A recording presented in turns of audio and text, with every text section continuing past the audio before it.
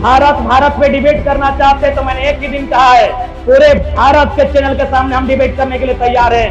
कोई भी आप एक नक्शा दिखाइए भारत का जिसमें एक शासक होगा, कभी नहीं।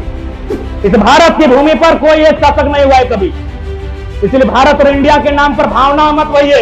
हम इंडिया का भी सम्मान करते हैं, भारत का भी करते हैं, लेकिन झारखंडी से समझौता नहीं कर सकते। भारतीयता के आधार पर झारखंडियत को अगर खत्म करना चाहते हैं तो इसका पुरजोर विरोध करें। रेंट में पढ़ने वाले छात्र किनके? हमारे। वो बिल्डिंगें किनकी?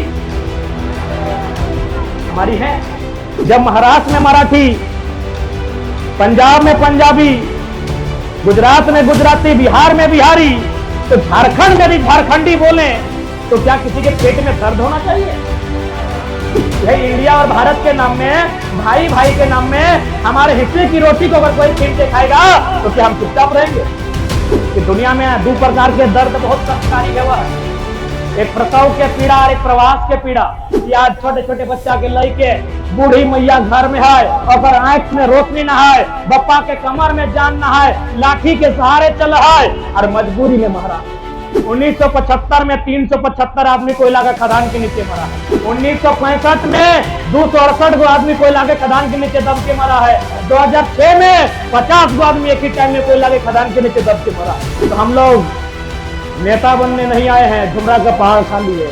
इन 23 सालों के झारखंड में जितना लूट मचा है सबका हिसाब किया। हम लोग को वीडियो की कुर्सी में इंटरेस्ट नहीं है, हम लोग का तो दिल्ली का तमन्ना है कि आज अगर सबसे ज्यादा करप्शन कहीं सामने आता है तो झारखंड बहुत आगे है करप्शन। केस से बड़ा होता है हमारा हिम्मत। अगर आज हम लोग केस से डर जाएं तो हमारी आने वाली पीढ़ी भी डरपोक पैदा होगी। ये केस हमारे हौसले को खत्म नहीं कर सकती है। ये केस हमारी हिम्मत को, हमारी उम्मीदों को खत्म नहीं कर सकती है। अगर हम सही हैं तो हमें किसी प्रकार का डर नहीं होना चाहिए।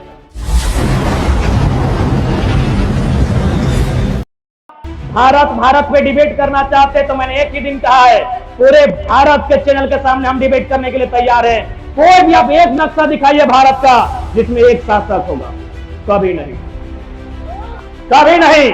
आज आपके पास लिखित भारत का जितना बड़ा इतिहास है, आपके पास लिखित भारत का जितना बड़ा इतिहास है, जितना बड़ा नक्शा है, कभी भी भारत एग्जिस्ट पूरा नहीं हुआ, कभी भी नहीं हुआ है। आप अगर भारत के सबसे कालजयी सम्राट चक्रवर्ती सम्राट अशोक की बात करें, जिनके समय में लगभग हमारे पास 8 लाख वर्ग किलोमीटर था, आज 32 लाख वर्ग किलोमीटर है, तो आपको जानकारी होना चाहिए दक्षिण भारत में उनका प्रभुत्व नहीं। दक्षिण भारत में आप अगर नक्शा है तो दिखाइए, दक्षिण भारत में, पूर्वोत्तर भारत में अशोक के भी साम्राज्य का विस्तार नहीं। इसलिए भावनाओं में बहने का कोई वक्त नहीं है। ये वक्त है अपने अधिकार का, ये वक्त है अपनी आवाज को बुलंद करने का।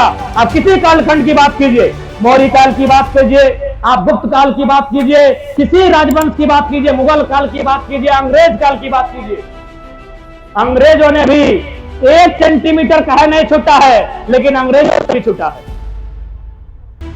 इस भारत की भूमि पर कोई एक शासक नहीं हुआ है कभी। इसलिए भारत और इंडिया के नाम पर भावना मत होइए। हम इंडिया का भी सम्मान करते हैं, भारत का भी करते हैं, लेकिन झारखंडी से समझौता नहीं कर सकते। अंग्रेजों ने भी 1 इंच ही छोड़ा है, लेकिन छोड़ा है, कहां छोड़ा है? गोवा छोड़ा है, पंडुचेरी छोड़ा है, क्योंकि अंग्रेजों के जाने के बाद गोवा और पंडुचेरी आजाद हुए 1954 में और 1961 में। आपकी जानकारी के लिए बताना चाहिए। तो इसलिए हम भारत का सम्मान करते हैं, लेकिन आप भारतीयता के आधार पर झारखंडियत को अगर खत्म करना चाहते हैं तो इसका पुरजोर विरोध करते हैं। इसलिए आज महाराष्ट्र गए, वहां के लोगों से मिले, चर्चाएं हुई। वहां भी एक बहुत बड़ा हवाई पट्टी बनने वाला है, लगभग 10 किलोमीटर तक का जमीन गया है। मैं 2-4 लोगों से मिला, क्योंकि बाकी जो भी झारखंड के नेता जाते हैं भाई, वो तो मौज मस्ती के लिए जाते हैं, हम तो कुछ सीखने गए थे। उनसे मैंने मिला, पूछा कि आपके यहाँ क्या पॉलिसी है? बोला जी जमीन लिया गया, बगल में देखिए वहां घर दिया गया है, अपार्टमेंट बनाया गया है, वहां हमको कमरा मिल जाएगा, यहाँ जो भी नौकरी मिलेगी हम ही लोग को मिलेगा। मैं ये महाराष्ट्र की बात बता रहा हूँ। वहां लगभग 10 किलोमीटर का एरोप्लेन जहां चलता है, हवाई जहाज सब, एयरपोर्ट लगभग 10 किलोमीटर है। मैं वहां के 2-4 लोगों से मिला, मैंने उनसे चर्चा किया कि आपके यहाँ इतनी भारी संख्या में जमीन लिया गया है तो क्या पॉलिसी है? बोला कुछ नहीं, जमीन लिया गया है विकास के नाम पे, हम लोग को बगल में अपार्टमेंट दिया गया। आप बताइए कि झारखंड में ऐसी पॉलिसी है क्या? हमारे झारखंड में ऐसी पॉलिसी है? अब रब किसका? झारखंडी का। राज कौन कर रहा? हजारीबाग, क्योंकि सबसे ज्यादा स्टूडेंट हमारे हजारीबाग में पढ़ने जाते हैं। रेंट में पढ़ने वाले छात्र किन के? हमारे। वो बिल्डिंगें किन की? हमारी हैं, हमारी हैं। तो बताइए हमारी लड़ाई, ये हमारे अधिकार की लड़ाई कहां गलत है? जब महाराष्ट्र में मराठी, पंजाब में पंजाबी, गुजरात में गुजराती, बिहार में बिहारी, तो झारखंड में भी झारखंडी बोले तो क्या किसी के पेट में दर्द होना चाहिए? दर्द होना चाहिए। तो आज यही ये लड़ाई है। आज यदि हमारे लोग नहीं जागते हैं, यदि आज हमारे लोग नहीं समझते हैं, तो आने वाले 20-22 सालों में झारखंड एक खंडहर के रूप में तब्दील हो जाएगा। आज अगर नौकरियों की बात करें तो हमारी नौकरियों को यूपी, बिहार, बंगाल, एमपी को बेचा जा रहा है। कल ही आप देखिएगा 2-3 दिन से सोशल मीडिया में एक पेपर, एक कागज का टुकड़ा वायरल हो रहा है जिसमें चतरा के किसी शिक्षा विभाग के नौकरियों का जिक्र है, जिसमें 6 का जिक्र है, 1 पलामू का है, 5 उत्तर प्रदेश का है। इसी दिन के लिए झारखंड बना है। यह इंडिया और भारत के नाम में, भाई भाई के नाम में हमारे हिस्से की रोटी को अगर कोई छीन के खाएगा तो क्या हम चुपचाप रहेंगे? कुछ दिन पहले, कुछ महीनों पहले यहां 3600 टीचर की बहाली को कंप्लीट किया गया, जिसमें आंकड़े बताते हैं, बाकायदा मीडिया के माध्यम से जानकारी मिली है कि 1200 लोग झारखंडी। बताइए इतनी भारी संख्या में अगर हमारी नौकरियों को बेचा जाएगा, हमारी नौकरियों को लूटा जाएगा, तो हमारी आने वाली पीढ़ी क्या करेगी? क्या हम इसी तरह अपना झोला उठा के, अपना बोरिया बिस्तरा समेटकर, अपने बच्चे को अपनी गोद में दबाकर, अपनी पत्नी को साथ लेकर गुजरात, महाराष्ट्र चले जाएंगे? क्या हमारी यही नियति होगी कि हमने हटे चाहा कि हमने के राज्य में खनिज संपदा, ई राज्य में इतना नौकरी चाकरी, हिये रियाडा, हिये टोल टैक्स, हिये अभ्रक नगरी, हिये इतना सिस्टम, इतना संसाधन, और हमने बेरोजगार भाई के छुआ के कोरवा में लेके अपन जनियों के संगे लेके कि परदेश देते कि हमने हटे चाहा कि हमने प्रवास के दर्द झेलबे, कि हमने हटे चाहा नहीं ना।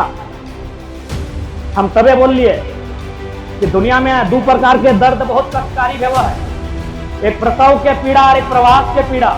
प्रसव के पीड़ा यानी जब हमार माई हमारा जन्म दिले रहे तो प्रसव के पीड़ा बोलल जाए, लेकिन हमारे जन्म के 2 घंटा बाद, 4 घंटा बाद, 6 घंटा बाद हमारे माई के प्रसव के पीड़ा से मुक्ति मिल गया है।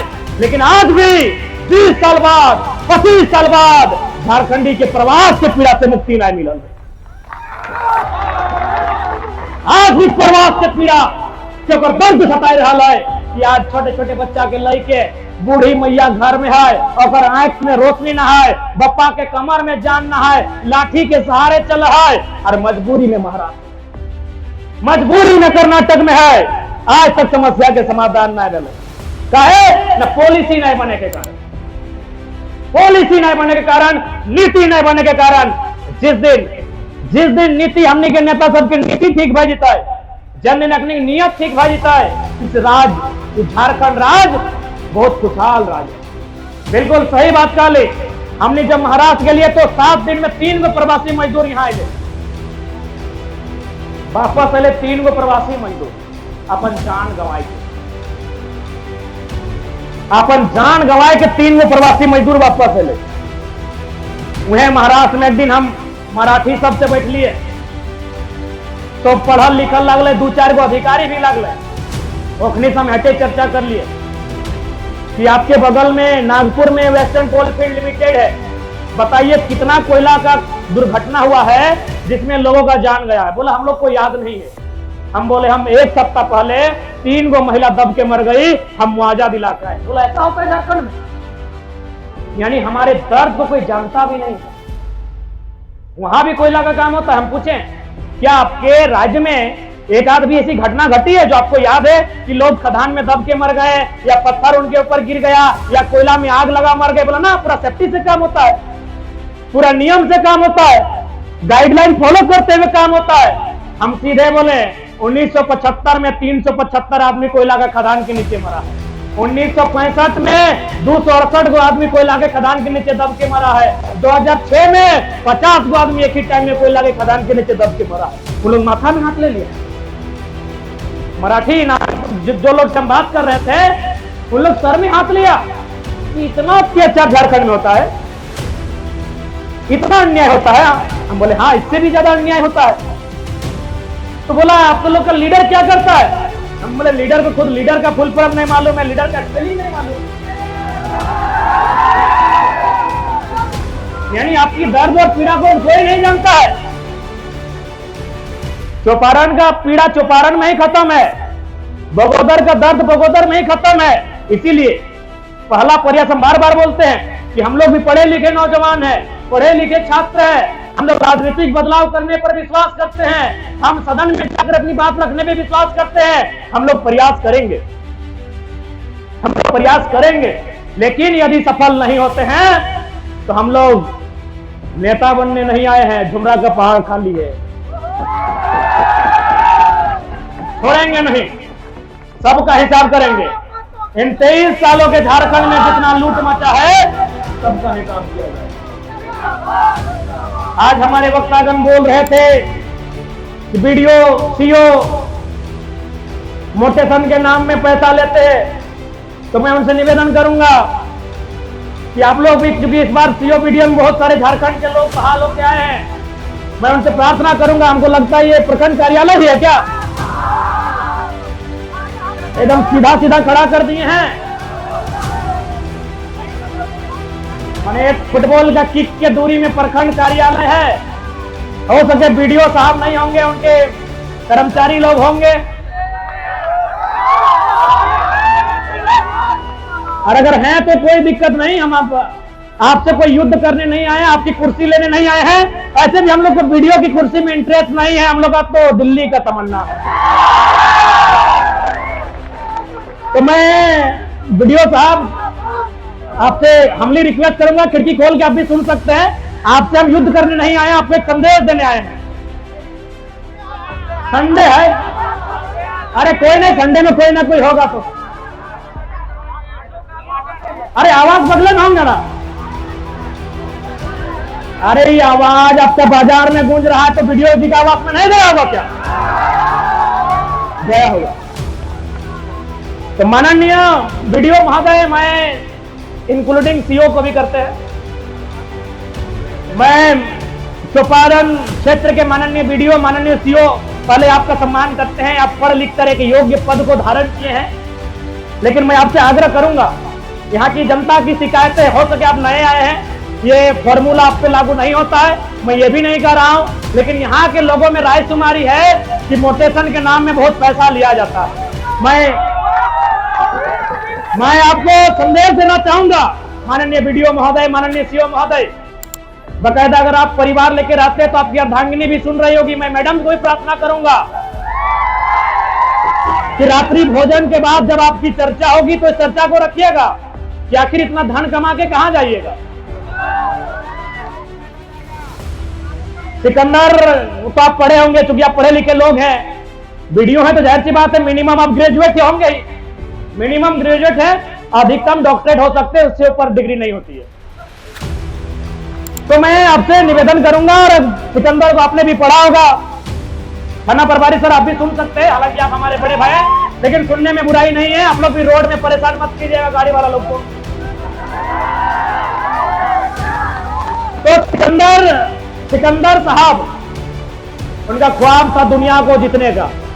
ये लाइन स्पेशल वीडियो सीओ महोदय, जितने भी बड़े पुलिस प्रशासन के पदाधिकारी हैं, डीसी एसपी भी है, तो क्या दिक्कत है, हमको किसी से डर नहीं लगता है हक की बात बोलने में। तो सिकंदर जब वो मृत्यु की सैया पर थे, जब उन्हें लगा कि अब हमारी मौत हो जाएगी, क्योंकि इंसान को लगने लगता है कि अब हमारी मौत हो जाएगी, तो सिकंदर ने अपनी मौत से ठीक कुछ दिन पहले अपने मंत्रिमंडल को बुलाया और उनसे 3 गो बात कहा कि जब मेरा जनाजा गुजरेगा तो एक काम करना, मेरा पूरा शरीर में कफन होगा लेकिन मेरे दोनों हाथ में कफन नहीं हो, दोनों हाथ को बाहर फैला देना।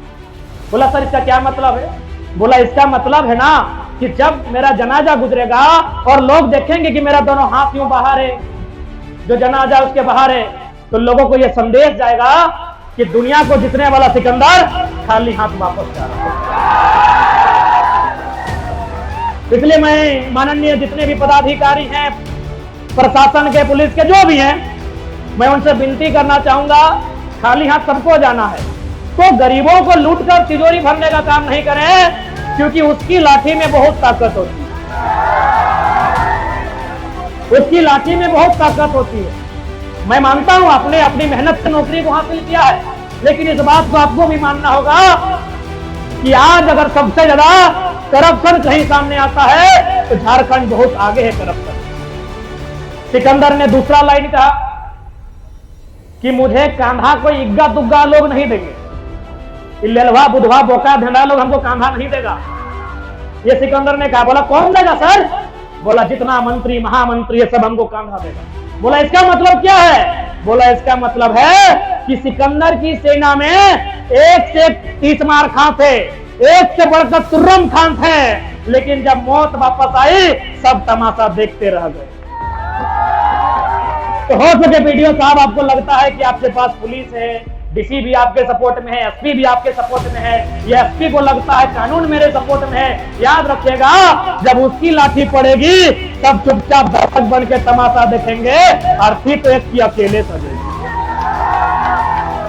और हम नहीं चाहते हैं कि गरीबों की बददुआ लेते जाए, अर्थी अकेले सजेगी। अब पार्टी हजारों के साथ कर लीजिए, केस दर्जन के साथ टकराइए सीधा, कोई दिक्कत नहीं है। और सुनने यहां तो खूब टकराया जा रहा है, बिहार बॉर्डर में उधर बंद है तो यहां चल रहा है। सुन रहे नेता लोग का भी यहां हाथ है। तो मैं आपसे निवेदन करूंगा, सिकंदर साहब ने और एक लाइन कहा था, अंतिम लाइन बहुत इंपॉर्टेंट, कि मैंने अपने जीवन में जितना सोना चांदी हीरा मोती कमाया है, जितना धन मैंने कमाया है, उस धन को सड़कों पे बिछा देना। मेरे नाती को मत देना, मेरे पोते को मत देना, मेरे बच्चों को मत देना, मेरे किसी रिश्तेदार को मेरा 1 रुपया मत देना। मैंने जितना रुपया कमाया है वह सड़कों पे बिछा देना, और जब मेरा जनाजा जाएगा तो लोगों से कहना उन सड़कों पर जहां धन बिछा हुआ है उसको धूल के समान रोंगते हुए जाए। इसका मतलब था कि ये जो धन है जिसपे आज घमंड कर रहे हैं, जिसपे आज आप अभिमान कर रहे हैं, ये धूल बनने में समय नहीं। और खैर, हम इतना, चूंकि बातों बातों में सामने आया कि चूंकि जितने भी पदाधिकारी हैं वो घूस इसलिए लेते हैं कि उनको ट्रांसपोर्टिंग में, माने इधर से उधर ट्रांसफर करने में, पोस्टिंग करने में खर्चा लगता है। तो मैं ये प्रयास करेंगे हम लोग, यदि हमारे युवा चुनकर सदन में जाते हैं, यदि सदन के भीतर वो जाते हैं, तो हम लोग एक माहौल बनाने का प्रयास करेंगे। हम जनता को इतना मजबूत बनाएंगे, जनता को इतना सशक्त करेंगे कि यदि कोई बीडीओ सीओ दरोगा यदि ट्रांसफर पैसा लेके आया है, वो डर के मारे उस क्षेत्र में नहीं आएगा। जनता को इतना पावरफुल बनना होगा, आज जनता को पावरफुल बनना होगा। आज ये बालू हमारा है, ये गिट्टी छरी इस पर हमारा अधिकार है, ये नदियों का पानी हमारा है, लेकिन आज अगर इसमें कोई प्रशासन के लोग टैक्स ले रहे हैं तो आज जनता को मुंह खोलना होगा, आज आपको बोलना होगा।